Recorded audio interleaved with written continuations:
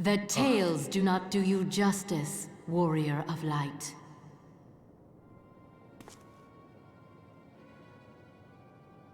Oh, Yes, hello. I know who you are, and you know who I am. I was given the name Izel, but I earned the name Iceheart.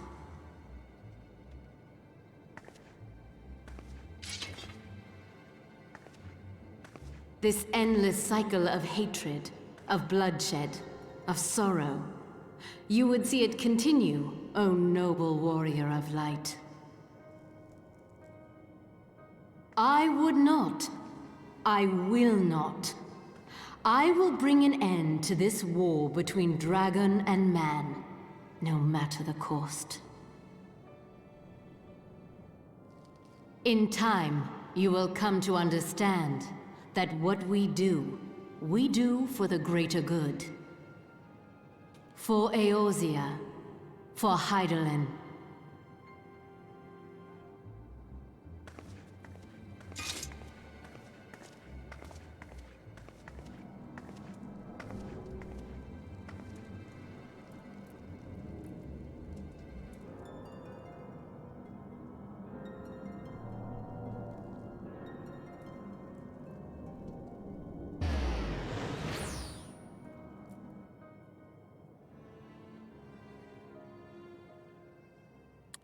Alright then. It's hard to take myself seriously in those fucking short shorts.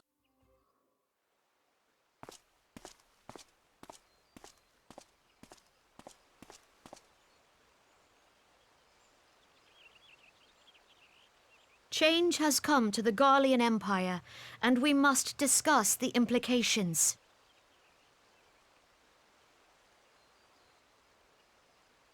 The rumors are true, then? The War of Succession is ended?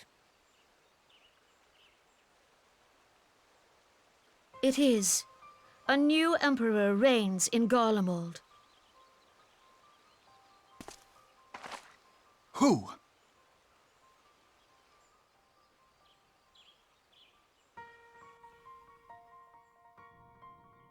The birth and all too rapid expansion of the Garlean Empire is commonly attributed to the strategic brilliance of Solis Zosgalvis, yet he did not rule alone.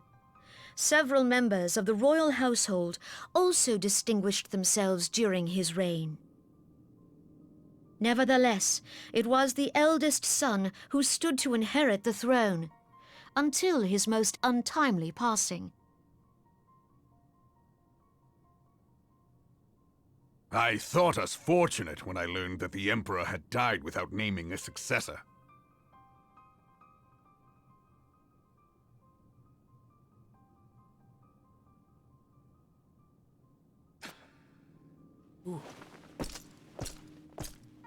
Would that the Garlean Empire had died with him.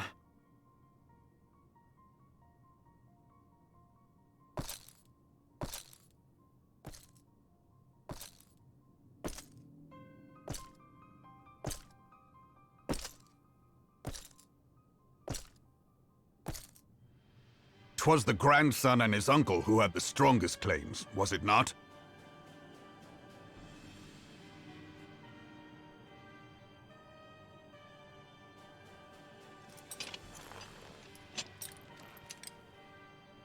Indeed, yet claims count for little without the power to assert them. High Legatus Varus Galvus is a respected military leader. Not so his uncle.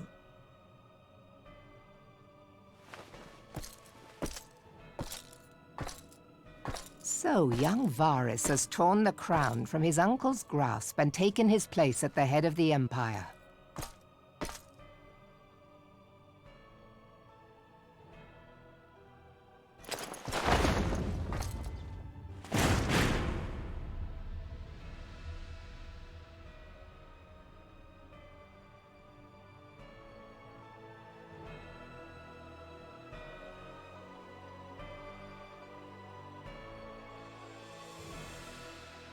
Given the troubled nature of his succession, the new emperor will require time to seal his grip on power.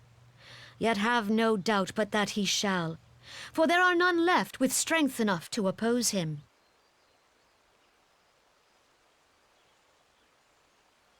Since the success of Operation Archon, the remnants of the 14th Legion and the forces occupying Ala Mhigo have done naught but fortify their positions. But you can be sure they'll be ready to march on us again, if their Emperor gives the word. When, not if. They say this Varys was so set upon Eorzean annexation that he spoke out against the Meteor Project. Plainly, the new Emperor's intentions are of great concern to us all.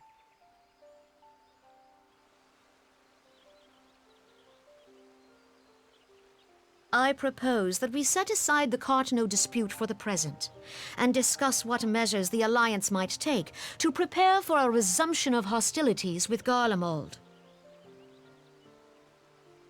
Moreover, I move that we re-examine the question of how our former allies in Ishgard might be persuaded to retake their place at our side. Could Eorzea but stand as one, 'twould deal a grave blow to our enemies' ambitions.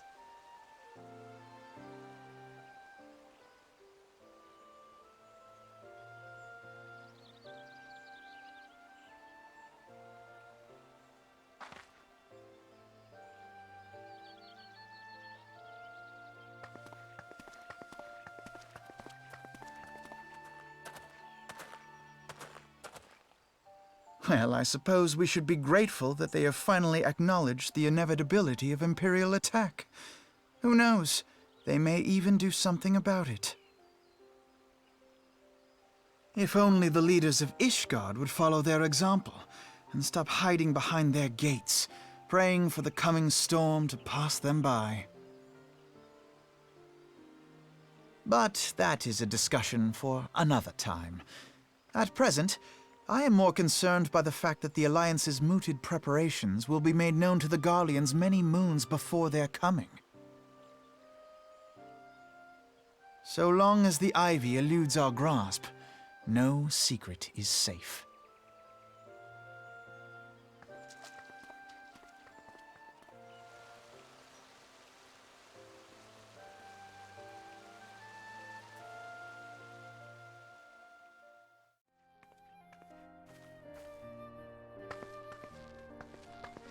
Minfilia, am I right? None other. I bid you welcome to Revenant's Toll, and thank you for traveling so far on such short notice. Who's this rocket? As if I could ever say no to Urianger. Moonbreeder is an accomplished Sharlayan scholar and an authority on aetherite technologies. She has played an invaluable role in our search for a means to capture Ascian souls. Charmed, I'm sure.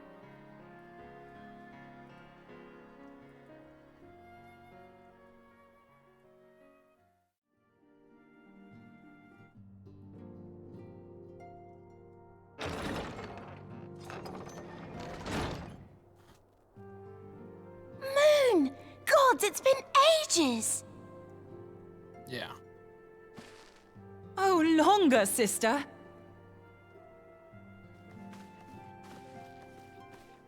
A joyous reunion indeed. Well, of course it is. Moon and I are like twin sisters. Save in appearance and aptitude.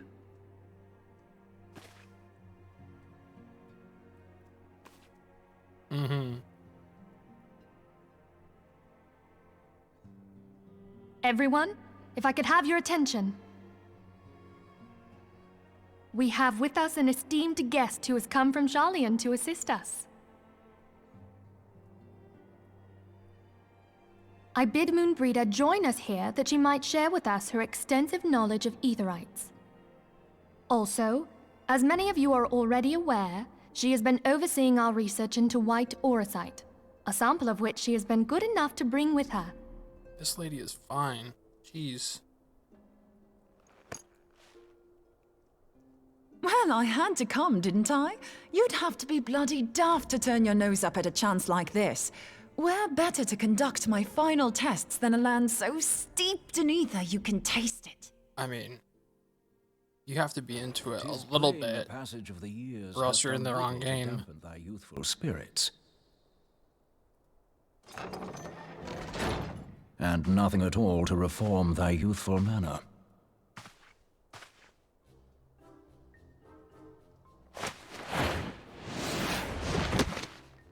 Oh, what the fuck? Oriange! I Where want in a the hug. hells have you The been hell? hiding? Unhand me.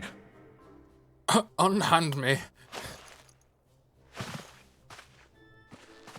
I come all this way, and that's what you have to say to me.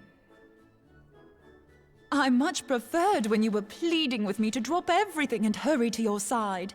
What was it you said? None save thee can satisfy this need. Go on.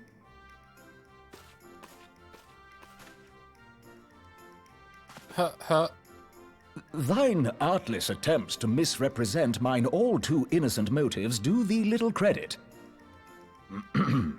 Mine intent, as well thou knowest, was but to impress upon thee the gravity of the circumstance.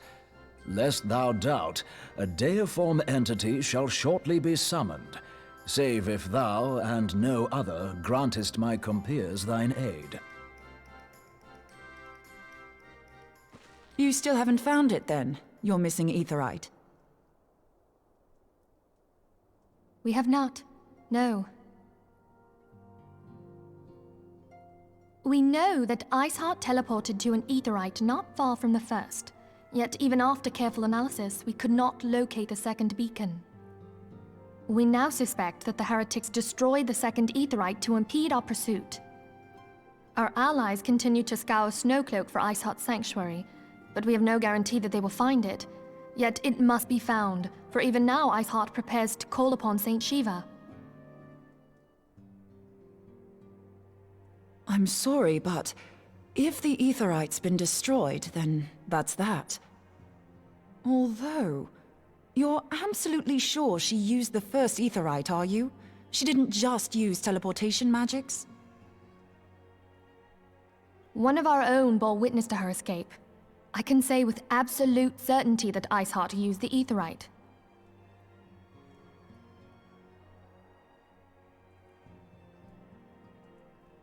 In that case, there might be a way, so long as the ethereal current is still flowing.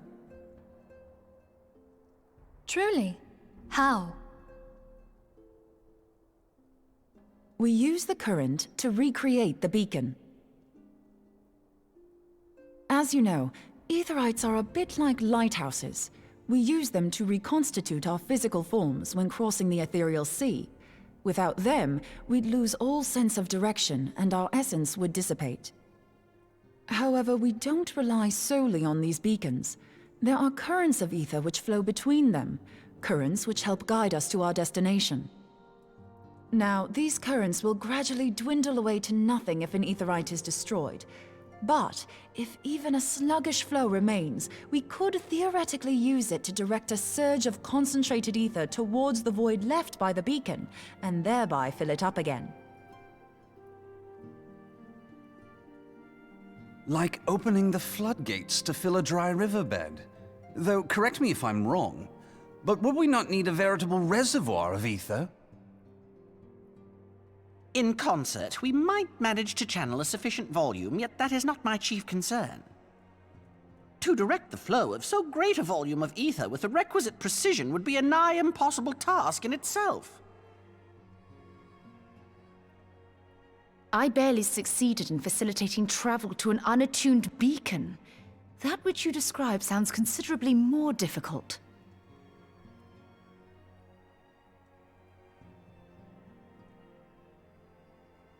And dangerous. Every person who has attempted to teleport in this fashion has died in the process. They, however, did not have wide aura sight at their disposal. I can use it to channel all the ether you can give me into the aetherite. However, White Auracite cannot retain ether for an extended period of time, so we would need to infuse it immediately beforehand. Just so you know, I'd confidently give this plan better than even odds of success. And if the worst comes to worst, your people won't suffer. Though it risk the lives of our best and brightest, we have not the time to seek other options. If the ethereal current still flows, we shall carry out Moonbreeder's plan.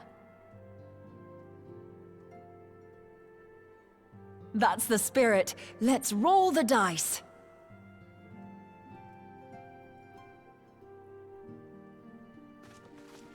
Oh yeah.